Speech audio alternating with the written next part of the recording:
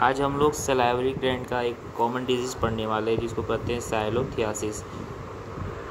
तो साइलोथियासिस को हम लोग सलाइवरी ग्लैंड स्टोन भी कह सकते हैं। ये कैल्शियम रिच स्टोन होता है जो कि सलाइवरी ग्लैंड में बनता है। इसका कारण क्या क्या होता है? ये इडियोपैथिक होता है।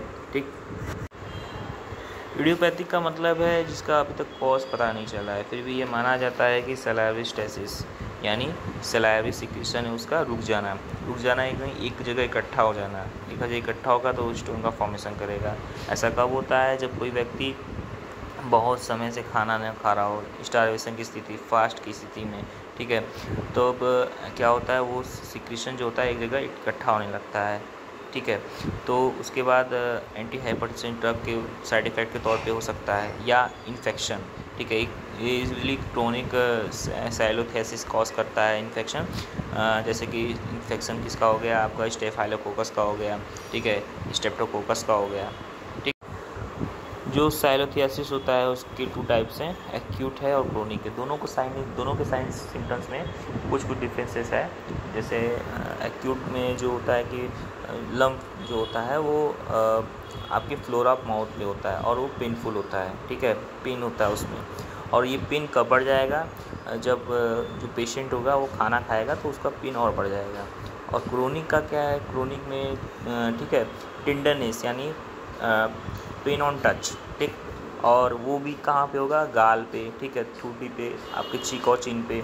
फीवर होगा, साथ में चिल्स होंगे, ठीक है, कपकपी होगी और थकान टाइप में होगा, ठीक है। और उस माउथ से क्या होगा कि माउथ में क्या होगा कि पस निकलेगा, ठीक है, और फाउल स्मेल करेगा, मतलब कि गंदा स्मेल करेगा वो पस। क्यों होगा ऐसा? क्योंकि वहाँ पे बैक्टीरियल इन्फेक्शन है, स्टेफाइलोकोकस और स्ट्रेप्टोकोकस का। तो डायग्नोसिस कैसे करेंगे? तो पेशेंट का हिस्ट्री लेंगे, ठीक है, फिजिकल एग्जामिनेशन एक्सरे करेंगे, रेडियोलॉजिकल एग्जामिनेशन करेंगे जैसे कि एक्सरे, सीटी स्कैन, सैलोग्राफी, साइलेंडोस्कोपी और अल्ट्रासाउंड करेंगे। तो इस तरह से हम लोग उसको डायग्नोस कर सकते हैं।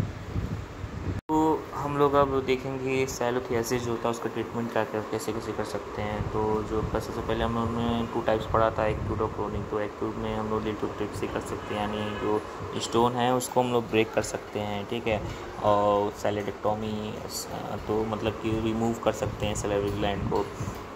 तो उसके बाद हम लोग क्रोनिक में क्या क्या कर सकते हैं? तो उसमें हम एंटीबायोटिक्स दे सकते हैं। एंटीबायोटिक्स में जैसे कि बीटा लैक्टोन पेनिसिलिन ग्रुप का एमोक्सिसिलिन, एम्पिसिलिन दे सकते हैं, एनाल्जेसिक्स दे सकते हैं। फाइनली हम लोग इंसीजन करेंगे, उसके बाद ड्रेनेज कर देंगे। जो एप्सिस है उसमें, एप्सिस में जो फर्स्ट फॉर्मेशन हुआ है उसको हम लोग ड्रेन कर देंगे इंसीजन लगा के।